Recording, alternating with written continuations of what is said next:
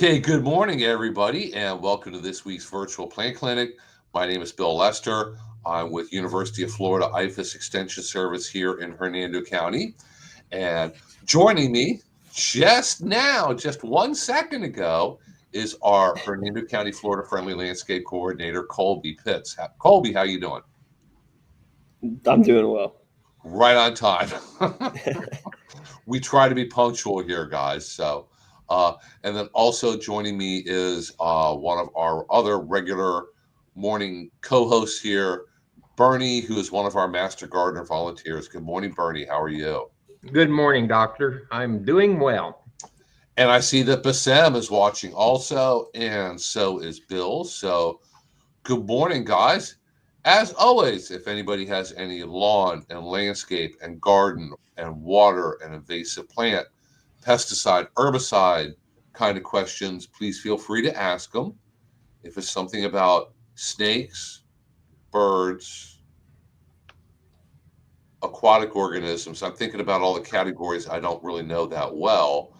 We should have Teresa in the background helping us out with pulling up University of Florida fact sheets. And whatever you have a question on, we'll figure it out one way or the other. The sad part about it is our viewership is some pretty smart people. And the truth is, if we can't figure it out, one of the people that's watching knows all there is to know about it, and they pop up with the answers. So, if we can't do it, one of you out there really knows and can help us, and we sure appreciate that. It's been a joy. I just am amazed at how they pop back with things and some of the questions they come up with. It's this is not only basic 101. This is a little advanced knowledge also. So you never know what you're going to learn with this program. And think of it as group learning. So I know we've had questions about like rutabagas before, and I've never had one, but some of the listeners have, so they chime right in with the answer or an explanation of them. Bernie, got a question for you. Is castor bean plant considered to be invasive? I don't know. It's poison. I'm not sure if it's poison. listed or not. I wouldn't plant castor bean because it's just not a nice plant to have around. Castor bean's invasive. Yeah, so castor beans are technically invasive. You'll find them growing a lot of times in roadside ditches along the side of the road. So it's not the kind of thing that you want to cultivate in your yard. Not safe. So we have lots and lots of other invasive plants here in Hernando County and really all over Florida. Somebody asked me, they came into the office and they said, I have these weeds that keep popping up in my flower bed. And she showed them to me and she dug up a little bunch. It was a type of grass. I kind of glanced at it and looked at it. It's like, it's a pretty good sized grass here. What the heck is it exactly? And I thought, I looked at the midrib and it was off center. It's like, you have Coven grass here and you have it in your flower beds? She said, yeah, I know that we have it in the neighborhood. I've seen it down the street. It's popping up in my yard and in my flower bed. So I told her all about what Coven grass is. When it's really small and you have individual clumps or plants, you can dig it up. But it's going to be a never-ending kind of thing. It's always going to be coming back. And if you have obviously a large patch of it, like we do in a lot of open fields and alongside of the roads here in Hernando County, University of Florida does have a way to minimize it. They never say get rid of it, they minimize it. And it's a combination of burning, cutting, and spraying with weed killer. And it takes 3 years if you follow the directions. In spring, do this, summer, do this, fall, do this, where you can get it under control at least. But Coven grass is never like totally going away. No, even all the agencies that are doing, like real deal treatments on it, it's a you have to go back to it, combinations of different herbicides. Sometimes they're using stuff that the public can't even buy to try to get rid of it and they burn it and it just comes right back. It's a rough one. Yeah, I've been told burning it just makes it angry, and it comes back. Yeah, that's probably without a doubt the worst of the invasive plants in the county. Um, I think probably Brazilian pepper is number two. I had a client. We went out and looked at his property, and he had this beautiful hedge. And when it was planted originally, it was all in holly and it had little red berries. Well, it was 5% holly and 95% uh, a wild and invasive plant. And he didn't realize that this had transitioned over the time. Still had the red pepper, the red berries. Uh, he had no idea that he was trashing the neighborhood basically. He was the source that had pretty much wiped out 4 or 5 blocks around him, and it's amazing how quick that happens. And a lot of people like it to start with, and when they lose control, then suddenly they want to do something. Uh, so it's easier to prevent it than it is to cure it in most cases. I actually had a call a couple weeks ago. A guy that was really excited about his Florida holly and wanted to know more about it. And Florida holly, it's a that's a name. That's a name for Brazilian pepper tree. Someone somewhere gave it that name to make themselves feel better about it. I don't know. And I had to explain to him, like, hey man, I don't. It's not Florida holly. You don't have a good plant. This is a bad plant. You need to get rid of it. Another time, I was treating Brazilian pepper out on public land, and I had a lady come up to me, ask me why on God's green earth was I tearing up this Florida holly. So I had to step down and explain to her, like, hey, this is not a good plant. This is trust me, whatever you've been told is wrong. This is a bad plant. I'm getting rid of it. I promise it's okay. You can look it up. Had to give her some sources to look at. So it's just a thing to know, like Florida holly, not good, bad. Might sound pretty, bad plant. Yeah, they also call it Christmas berry, I think. Because I bought honey once before from a fundraiser. And I'm reading the jar, and it says comes from Christmas berry. I'm thinking, Christmas berry, what's that? Oh, no, that's Brazilian pepper.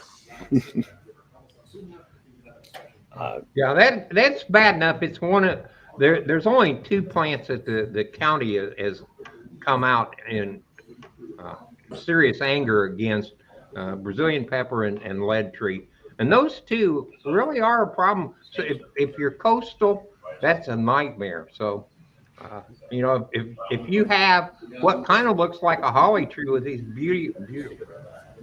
brilliant, beautiful red berries, make sure that it isn't a Brazilian pepper. Because if the county finds out you got it and you don't get rid of it, they'll get rid of it. You'll get the bill. So, if you ever, it's what's crazy to me is if you're ever in South Florida, I know that in like Venice, Sarasota area, you will have just acres of it right in the middle of a neighborhood that is just nothing but Brazilian pepper trees. And the scary thing about it is you'll have these things that look like gross bushes that are like mangy. You couldn't walk through it. In one spot, that's Brazilian pepper. And then you'll have right in front of somebody's front yard, something that is like pruned up to be a beautiful, like really healthy, big, thick trunk tree, which is also Brazilian pepper. It's the same thing. And you wouldn't know. I mean, if you didn't know what you were looking at, you'd think that those were 2 completely different plants. And it is true that beekeepers love Brazilian pepper because it flowers in the fall when there's not much else flowering. And then you get the little red berries just in time for Christmas. So people would make Christmas ornaments out of it and things like that. They make wreaths. But it is a really bad invasive plant.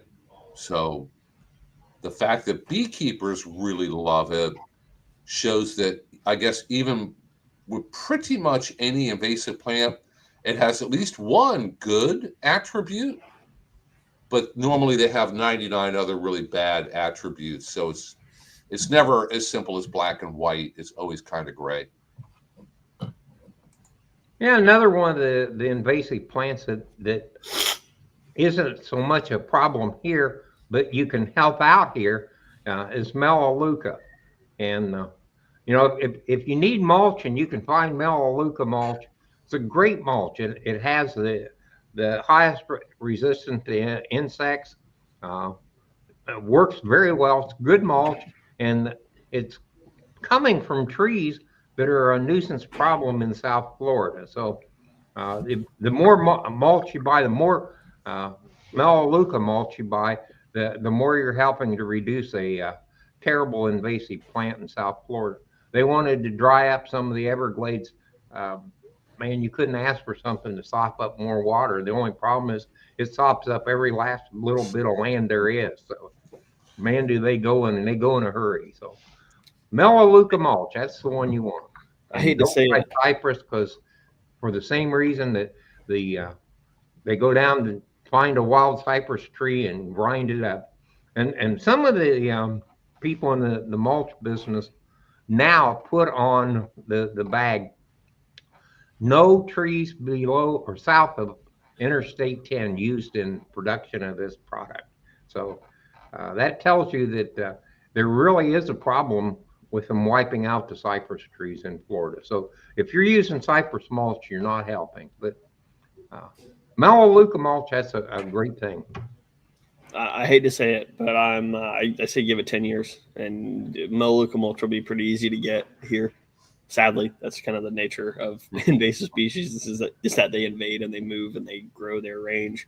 I know just in the time that I've been paying attention to it, they've been finding those Melaleuca trees further and further north. I know I've seen one in like Tampa before in the Tampa area, so they are.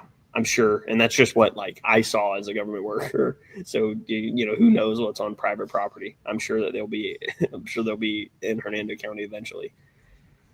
Yeah, right now they're still limited by cold. So if we get a couple warm winters, Melaleuca will move a little further north. A couple cold winters, gets knocked back down towards the south. So it has a range as far as how far north it can go. It's not an exact line, it changes.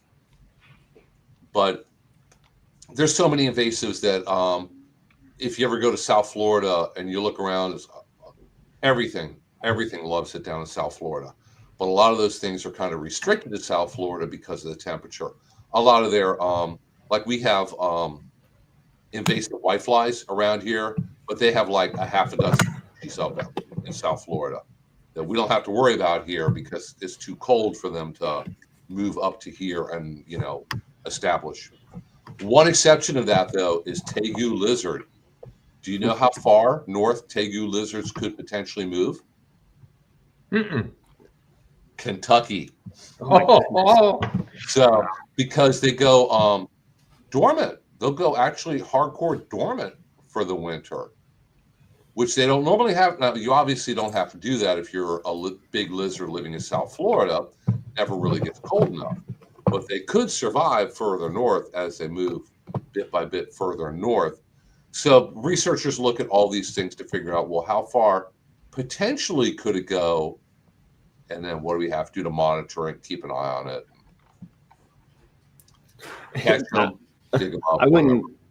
I wouldn't. I mean, imagine living in Kentucky and seeing a lizard like that. I feel like in Florida, okay, but Kentucky. Yeah. So they could go all the way through Florida, around Georgia, Alabama, that far south, and even a little bit further north than that. They take some pretty cold temperatures, apparently. they get up into Kentucky. Those people up there have a solution to it. They'll eat them. Yeah, apparently they're pretty nasty animals, also. So. Yep. Look at this. I got me a possum with no fur. So we have a question here from Bassem about what is the best time of year to plant your okra seeds in Central Florida. Okra likes it anywhere from warm to very, very hot. So you can start planting it, I'd say definitely April 1st. And anytime after April, you can plant it during April, during May, during June, during July. It's one of the few vegetables that don't mind when it gets really, really hot during the summer. It likes it hot. So starting April 1st, I would say.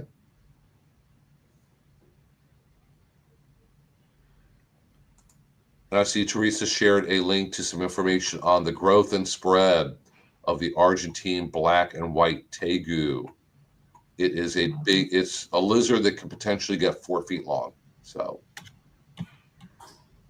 apparently they have big teeth, they smell bad, and they're nasty. So even if you have it as a pet, they're not cute and cuddly pets. They're big, stinky, nasty pets. And they don't fall out of the trees when it gets cold? No, they don't mind it when it gets cold. So the other ones do mind it when it gets cold. And even in like Miami area, if it gets cold enough, they will fall out of the trees. But you can eat them. I don't think you want to eat tegu lizards, but I'm not positive. But apparently you can make very nice looking men's boots out of tegu. So something to keep in mind.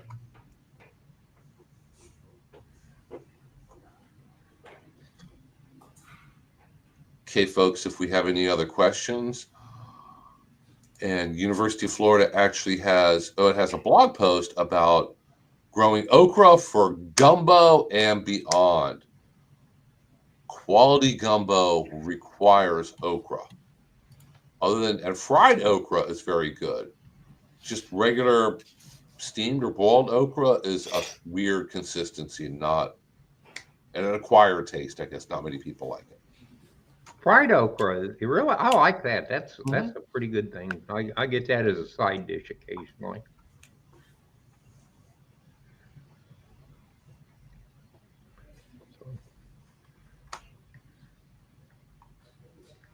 Okay, I see that we have at least a few people watching us today on here with us live. So if you guys have any questions, go ahead and put them in the chat, and we will come up with an answer for you. So there we go. Sam likes okra pickles. And I know that you could take whole okra and pickle it and can it where it's in a jar, and that's very good. Mm-hmm. Had that.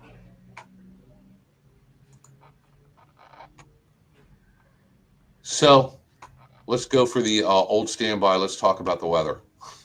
Well, real quick, I got one thing. Right now is the time to be putting down pre-emergent on your lawn. Yes, it is. So I know most people aren't thinking about lawns. They haven't started to grow yet, and you haven't had to do much. But right now would be a great time to go out, put down some pre-emergent, and start doing your getting rid of the weeds program. It's going to take you a couple of years, but if you stay at it, you can have the most beautiful lawn in the neighborhood. Which is, if that's important, we'll help you get there. Or what most people use pre-emergence for is to get rid of sand spurs. And for a lot of people, their goal is to get rid of the sand spurs. They don't care if the lawn looks perfect or totally weed-free. They just don't want to be stepping on sand spurs anymore. Pre-emergent herbicides can be a big, big help with that. Help reduce the number of sand spurs, and usually takes a few years, but between pre-emergence and physically pulling it up during the summer as the sand spur plants are growing, but before they've made sand spurs, if you do that diligently for a couple of years, you can get rid of your sand spurs. You can also get rid of crabgrass doing that. Yeah. Another plant. Some people obsess over crabgrass and other weeds. My lawn's 50% weeds, plus or minus. Yeah, all those annual weeds succumb to pre-emergent pretty well. So something to try. Yep, because right now is the time period where winter is ending and spring is beginning, and those warm season weeds are going to be germinating and coming up really soon. You must put down the pre-emergent before they germinate. If they germinate and you put down the pre-emergent 1 week later, it's too late. They're still going to grow. There are post-emergent weed killers and herbicides you can use after that to spot spray, but the benefit of the pre-emergent is going to be gone. So timing is very, very important.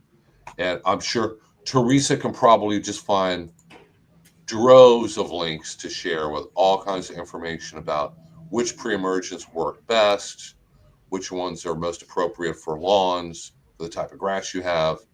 So can be very effective.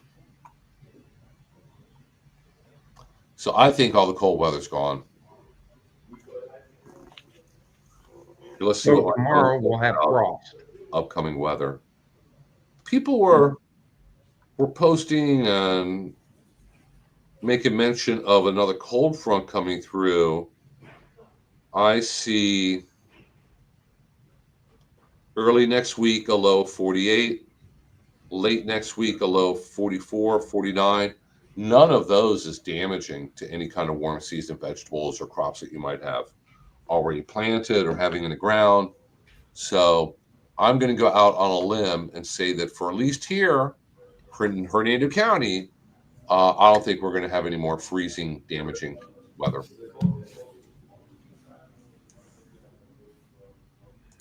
Yeah, you could get a frost if it gets into the low 40s and a nice clear night with absolutely no wind. You could still have some frost. So. Yeah, and high humidity, a lot of moisture.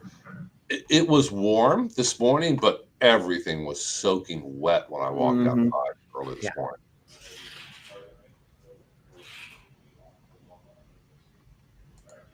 And Bill agrees. He says, hopefully no more freezing, damaging weather.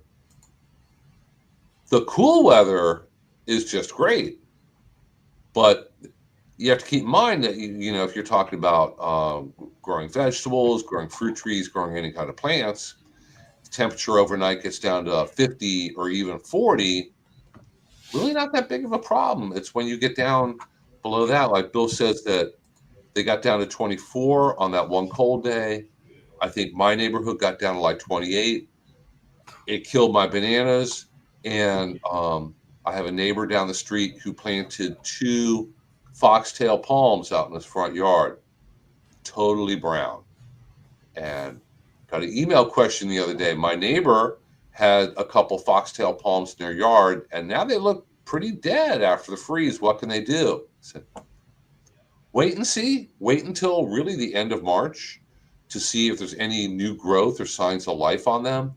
By that point, it should be pretty obvious that the palm is either totally dead or it's not dead and starting to grow back. Although it could take forever for them to grow back. It could take all summer long for them to recover just in time for next winter. So foxtail palms are not a good choice for Central Florida. They are beautiful in Miami, though. Colby, you ever spend any time down in South Florida? Miami, Homestead area? Not really Miami Homestead area. I've only been there once. I have spent a lot of time on this like South Gulf Coast though. Like I said, I feel like the only thing I can see ever when I go there is just so many Brazilian pepper trees. They're just everywhere. It's like a big red thumb that sticks out at me every time I'm there. It makes it hard to see anything else. Yeah, if you're driving down I-75, really south of Tampa, on both sides, all over around the highway, during December, nothing but red berries. Mm-hmm. Yeah, I Tampa, right on the coast, beautiful variety and selection of palm trees that you can grow. The bottle palms, foxtail palms, all of them. They're all beautiful. A lot of them will not do well up here because during the winter, if we get one really cold night, they will be dead. So, I actually, come to think of it, I went to Jupiter last year, and I did not see I saw some pepper trees, but not nearly like what's on the Gulf Coast. It was not even close. Like when you compare them, but I did see, I saw sea grape everywhere.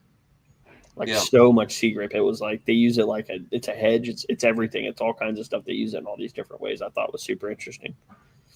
But it's a beautiful plant, and it would be wonderful to be able to do a sea grape hedge here. I noticed that we went down to Fort Lauderdale, and it's probably one of the prettiest landscaping plants, especially if you're from this area, to see it for the first time. If you're there, it probably gets monotonous, uh, but then there's so many plants. You know, coconut palms are a beautiful palm, and there's no sense wasting your money for one here. Yeah, they will not survive the winter here. Doesn't sea grape make an edible berry? I think some people grow it as an edible. I don't know. I don't know. Let's ask Teresa. Teresa, does sea grape make edible berries? Because we don't normally grow it up here. It gets too cold up here during the winter, so I'm not that familiar with it. I know people who live right on the coast use it a lot as a landscape plant. And it grows great, you know, very, very low maintenance, very tropical, makes you think of the beach. So, Yeah, it does produce a beautiful hedge.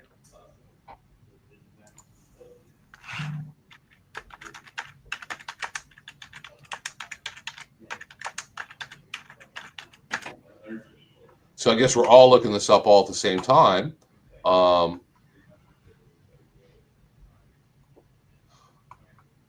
okay, one source here says right at the very top, the short answer is yes. You can eat sea grapes. However, you may not find them to be particularly tasty. Once they turn from green to a dark burgundy color, you can pick them and eat them. They don't taste anything like regular grapes. The flavor is somewhat sweet, somewhat acidic. So be very, very careful that you know exactly what you are dealing with before you start picking berries or anything off of any plants and eating them. Oh, here's something from University of Florida in Miami by Anna Sangranovich. Says the sea grape, Cocoloba uvifera. That's the scientific name. That's the plant that we're talking about.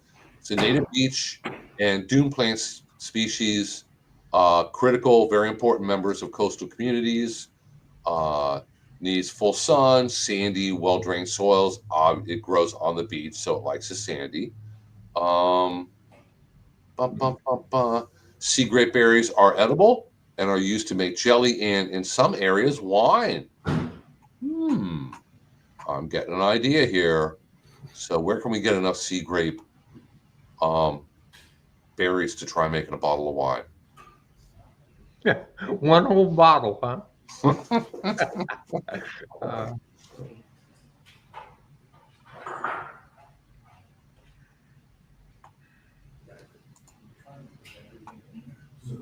And here Teresa shared something that they are edible, harvested for jams, jellies. You want to make sure they're very ripe. If you pick them too early, they probably don't taste very good. Teresa said they taste starchy and bitter. They can grow quite large. And like I said, here's actual link on the University of Florida publication on them, and very widely grown by people living right on the coast. I wonder how cold they can handle it. On the corner of Linden and Spring Hill Drive. We got no choice. Oh, I know which one. Okay. All right. Yeah, the one nobody could ever build on. Yeah. That's really saying this blog that I'm looking at here. I was picturing that intersection. That's my fault. No, you're good. Linden's only got a few crossings. And Lily comes up with some wise advice: just add sugar. You know, when you're making jellies and jams, that's going to fix quite a bit. You guys ever tried beautyberry jam or jelly? Probably hard to make jam out of it. Beautyberry jelly. I've tried the berries several times. The berries have just about zero flavor. So if you really loaded them up with sugar, they'd taste sweet. I tried the jelly, and it makes a beautiful jelly. I mean, the color is really unique. Totally different color from grape jelly, almost kind of light purplish lavender, and tasted good. But yeah, beauty berries just have very, very little taste. So I'm sure most recipes call for generous amounts of sugar with that.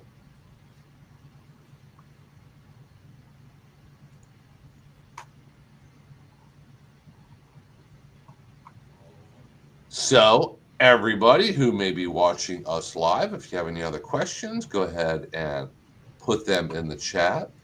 And take a moment here and go through my regular spiel here about if you're watching a recording of this episode and you have any questions, the best way to get in touch with me is to go ahead and shoot me an email, send pictures, lots of pictures. Pictures really, really help us to identify what we're discussing here, identify what your problem might be and probably is not. So good pictures, up close pictures, far away pictures, especially if it's a tree or something large, that's very helpful. And send me an email and I'll get back to you just as soon as I can with an answer or direction for us to go in. If you would like to contact our office, there's the phone number. Master Gardener Bernie, who's in the little block right below here, is here as a general rule every Thursday. So you can actually call and speak with him on the phone if you have a question. Or if you're near or in Hernando County, swing by the office, bring in samples, bring in pictures. You know, I can't tell you how many people go out and they take pictures with their phone. And then when they come in here in the office, they say, hey, I got pictures to show you what I'm talking about, and start showing us the pictures. That works just fine also. It's really difficult for us to be able to take the time to go to your house and start looking at all the plants in your yard and everything going on because, we don't have that large of a staff. I know for me, kind of just me. Colby is just you. Bernie's here on Thursdays. It's just Bernie, so it's really tough for us to do that. But if you have a question, we're more than happy to help answer it. Please, if you're not watching us on our Facebook page, be sure to visit our Facebook page and like it and follow it. Every time we schedule something, a class, an event, we have Earth Day that we're working on coming up in early April. All those things, we always put them on Facebook. We make a post, put up pictures. You can check the events, and you're going to find all the details about the when, the where, does it cost or is it free, all the details you need about all of our events. So follow us on Facebook.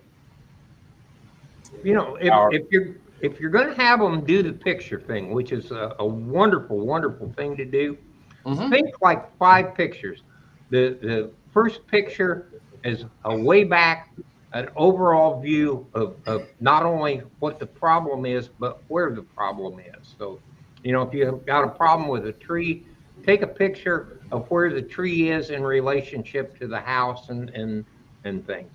And then move down so that the 5th picture is a picture showing the actual problem very close up. But move down in steps so that one, you have an overall picture, because oftentimes the location is part of the problem. And a lot of times showing nothing but the symptom makes it very difficult because a lot of things produce the same symptom. It's like a lawn, there's 30 things that can produce a brown spot in a lawn. And it's very difficult to look at a picture of dead grass and have any idea at all what caused it. So start with a overall picture of the whole lawn, and then break it down. It's in this part of the lawn, and here is a picture of this large area that's got the problem, and here's a picture of this area with the problem, and here's maybe the transition, because the problem is going to be where the transition is. If things are dead, they're dead. It doesn't tell you much. If things are alive and healthy and green, it doesn't tell you much.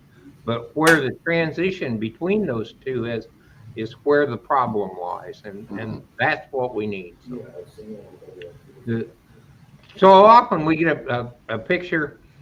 They show us a shot just a problem in the tree and maybe one little branch of the tree and then a picture of a leaf. And it's not really enough for a diagnosis that you can say, yeah, you got a problem. Uh-huh. But, you know, the more information, the better the response. Yeah, that's a good example, like pictures of a tree, because I can tell you probably the better part of half of the what is wrong with my tree kind of questions I get turns out that the tree is planted too deeply, or they're using rock mulch, or they're using rock mulch around the tree that's piled up against the trunk of the tree. So if they only send a picture of a leaf and a little branch, that doesn't give me a full enough picture to kind of tell what it is. So big picture, smaller picture, and then up close with what you think is the symptom or the issue with it. A lot of times will give us enough ammunition to figure out what we're dealing with and what the problem is. So if anybody would ever like to visit our Master Gardener Nursery here in Brooksville in Hernando County, they are open Wednesday and Saturday mornings, 8:30 in the morning until noon. And they have a fantastic selection of native and Florida-friendly plants for your landscape. If you would like to watch any of our recorded classes, an awful lot of them are stored on Hernando County Government's YouTube channel. So you can go to YouTube, use the little search box up at the top of the page, type in Hernando County Government, and you'll find their YouTube channel. If you look at the playlists, I have a playlist, and Florida Friendly Landscaping has a playlist with lots and lots of recorded classes from in the past. Really good information, really good learning. And if you want to get in touch with Colby, here is his direct email. But probably the best way to get in touch with him and find out everything he has going on is go to his link tree, because you'll see information on his upcoming classes, events, rain barrel classes, compost bin classes, Earth Day, also because he's involved with that, and everything that's coming up. And it's a great way for you to kind of get involved, keep involved, find out what's coming up, because we are coming in the spring. Busy time of year for us. A lot of weekend work. Not too excited about that, but busy, wonderful time of year. You know, this is a time of year when if you're a butterfly fan, you really not need to start thinking about what are we going to do for the butterflies. And you know, butterflies need two different plants. They need a host plant. The butterfly lays its eggs on a host plant and produces the next generation. The caterpillars show up and they eat the host plant and it goes away. And that's the one that gets all torn up. And then the nectar plants, the pretty flowers and things. If you want to attract butterflies, you need both of them. And so many people only want to plant the nectar plant, but they don't plant the host plant. So you should be thinking about planting a couple of, or maybe a dozen of each, or a little area of each. If you've got a spot you don't really care about, it's not that visible to the outside people, put in a little area of host plants that you know are going to get eaten. They're going to get all munched up and look bad, but don't worry about them. Put your flowers someplace where they can be seen and enjoyed by everybody. The butterflies will love it. Firebush is a wonderful plant in that respect. If you want a plant that attracts butterflies, hummingbirds, I and they do get hit by the frost. It occasionally gets killed back to the ground. It is a fast-growing plant. If it gets killed to the ground, you cut it off. Uh, it only takes it about 3 months, and it's back like it was. It's just amazing. It's all covered with little red blooms, and like I say, the butterflies love it. The hummingbirds love it. They actually fight over whose territory it is. I sit out in front and watch them, the hummingbirds go at each other, protecting their territory. So, uh, but don't forget the host plants. You need a few of those. Some passion vine, Yep. just Passion vines guaranteed. yeah, that's a wonderful plant. So yeah, and don't plant it and don't get upset. They came along and they ate 20 feet of my passion vine. It's gone. Well, that's what it's there for. That's half of the story. So, uh, and native plants are wonderful for there. One, the native plants are going to grow because they're native plants, and second, because they are native plants, they're the plants that the butterflies use as host plants normally. So uh, it works out well. You're environmentally friendly, and you're doing something to uh, keep the butterflies going. And although I'm not a big butterfly person, I really enjoy seeing them flit around and go to what few flowering plants I've got. Uh, Bottle brush plant. It's kind of nice. The bees like that. Uh, there again, the birds like that. So if you have any feelings for nature at all, put something in that's going to help nature. And some flowering plants are great, but don't forget the host plants. Yeah, I think Oh, I'm sorry. Go ahead. it's really important to remember, if you're trying to attract, especially butterflies or any of your, insects that undergo some kind of metamorphosis, you have to provide for every single stage of their life cycle. And typically in butterflies, that just manifests as, nectar, food sources for the adults, and your host plants for the larvae. Because remember, like the larva, all the butterfly larvae, they're almost all host specific or species specificity. When it comes to host plants, they only want one thing for that specific butterfly. And now sometimes that can be it's a range of things, but typically, they're pretty specific. So you need to vary up that. It's not just milkweed or just passion vine. You need a combination of everything to provide all of the things that they need throughout the entire life, not just for the adults. Yeah, a lot of trees also, a lot of caterpillars Mhm. feed on tree leaves. But going to the comments here, Lily may mention a couple mentions and comments here of beautyberry that a lot of times birds do leave it until last to eat. It's not the first thing they eat during the winter, it's one of the last. And sometimes I guess they wait till it's kind of more like a little beautyberry raisin. And um, Bill said he's actually grateful for the cold day we had. We had a lot of cold mornings, not below freezing. Most of them were slightly above freezing, not by much, but quite a bit of cold. And that really will help a lot of the fruiting, flowering plants. The more cold weather we have, the more it knocks back the pest insects for a while in the spring. They'll come back. It's just that you won't be inundated with them very, very first thing in the spring. And also, it does give you an idea of what's going to do well in your yard, what's going to completely die, what just needs to be cut back to have it grow back. I guess Teresa asked, what is the benefit of culling your fruit trees? Fruit trees, if they're happy and healthy and it's a wonderful spring, they'll make a bajillion little flowers, each of which could potentially turn into a fruit. And the tree is not going to be able to handle that many oranges or peaches or plums or whatever it might be all the way through. So it's going to drop a lot of them. If you cull or thin your fruit early in the spring, the fruit that's left on your tree will get a lot larger.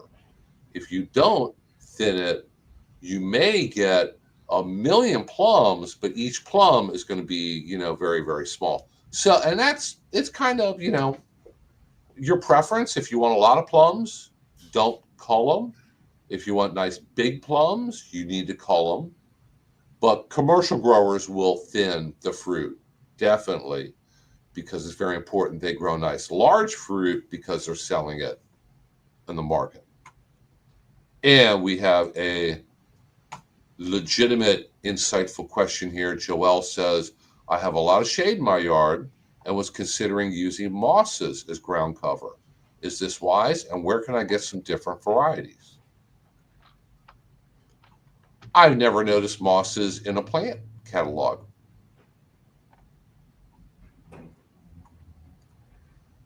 Oh, Joelle, you got us like completely silent here. So Yeah. I don't know. I don't know much about like moss cultivation. I'm sure somebody does it somewhere. probably, but I've never seen any reference or evidence of it. So starting at the very beginning, mosses do exist. Mosses exist here in Florida, but you don't see a lot of mosses here in Florida. Even if you go hiking out in the woods, you'll see some moss, but not nearly as much as you would up north in a very shady area. So I'm sure Lily sees a lot of moss in the woods and forests of Pennsylvania up there, out in the boonies, being careful not to fall down a mine shaft or anything. So here, if you have a shady area and you're kind of wondering what you're going to put there, what you want to plant, mosses are probably not going to be the best choice here because, to the best of our knowledge, you can't order them or buy them from anywhere. Maybe you'll get lucky and mosses will come up. If you do nothing, maybe you'll just have a ton of weeds and things that you don't like coming up. One thing that you can get to put in that's going to do well in a shady spot is things like ferns, bromeliads, a lot of gingers like shady spots. So take a look at those different plants. If you stop by and visit our Master Gardener Nursery sometime, let me go ahead and throw up their address. They're located right behind the Hernando County Fairgrounds, right along State Road 41. So there's their address. They do, sometimes they have ferns, but not always, but they can give you information on the native Florida ferns.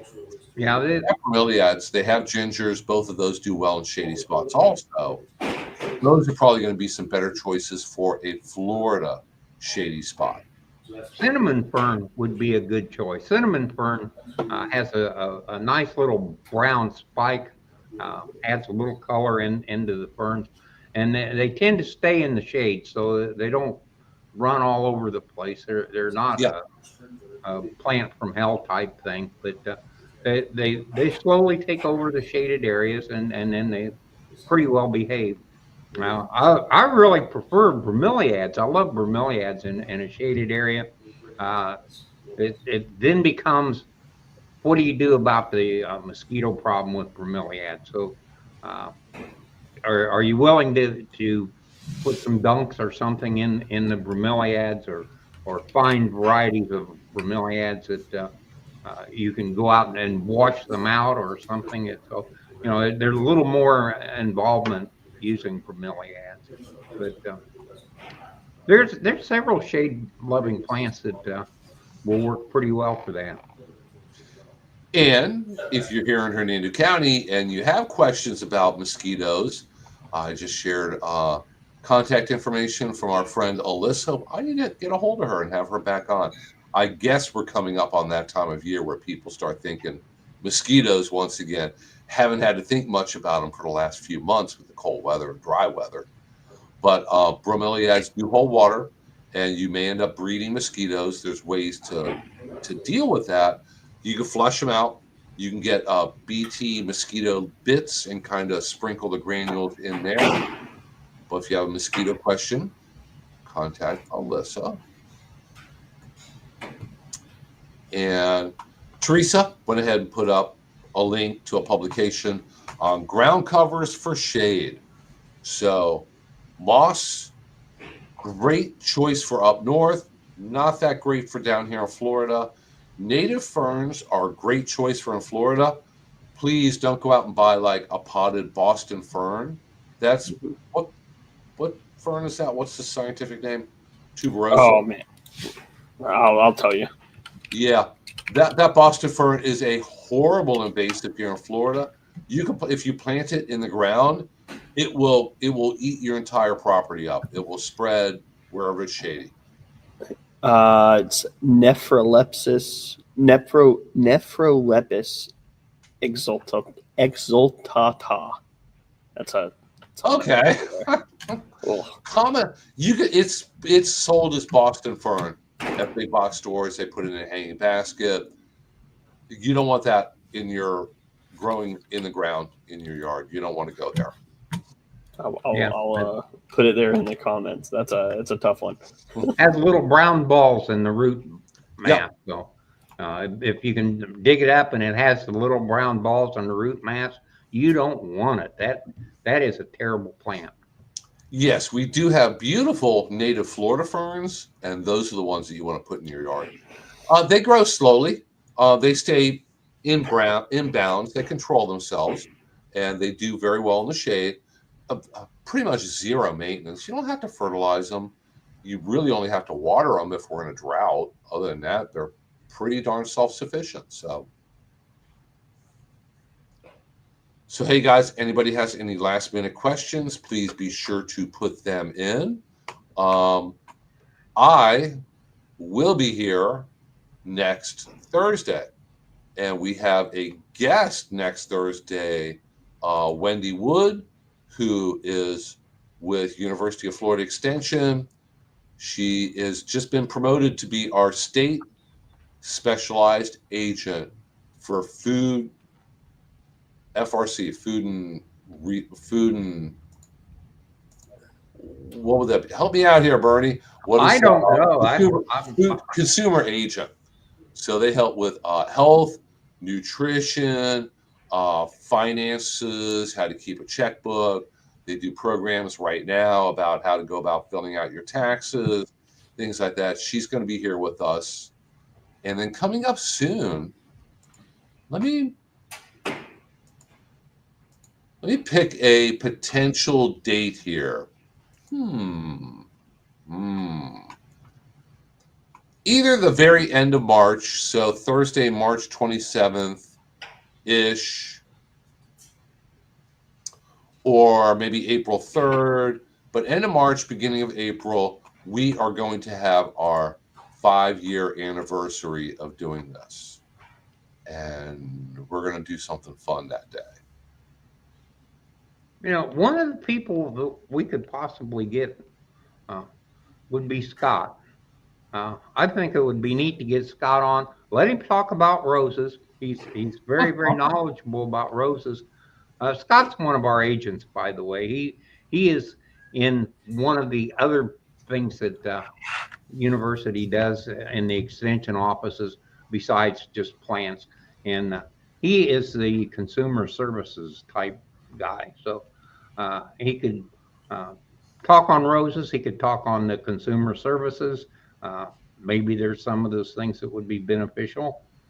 You never know, and it would just help people have a better understanding of what the extension does. And if nothing else, he is an interesting person to talk to. So we'll have to have him get over his camera shyness. So get him on here too. So if anybody watching us live has a last minute question, if you want to go ahead and squeeze it in really, really soon here, looks like it's just about that time. I think I'm about ready for lunch. So, hey, everyone, thank you so much for joining us this morning. Like I said, we'll be back again next Thursday at 10 a.m. To help answer your questions. So please come back and join us. Thank you. I want to give a really big thank you to all the people who watch recordings of this program. So I know a lot of people, we get a lot of views after the fact. I've spoken with people who are very thankful because they have to work at 10 o'clock Thursday morning, busy doing something else, doctor's appointments, running around town, whatever it might be. They think it's very convenient where they can watch the replay of this whenever they want, whenever they have free time. We're happy to make that happen also. So, Joelle, thank you so much for tuning in. But, guys, please be sure to tune in again next Thursday and then keep watching for our big 5-year anniversary celebration happening the end of March, beginning of April. We'll just have to work out when we can all be here and schedule it. We'll be sure to have Lily back here. As I remember, the very first one of these we did was in March of 2020. It was myself and Lily just on Zoom, and I think nobody joined us live. So we knew that the only way to go was up. You can't get much below 0 attendees.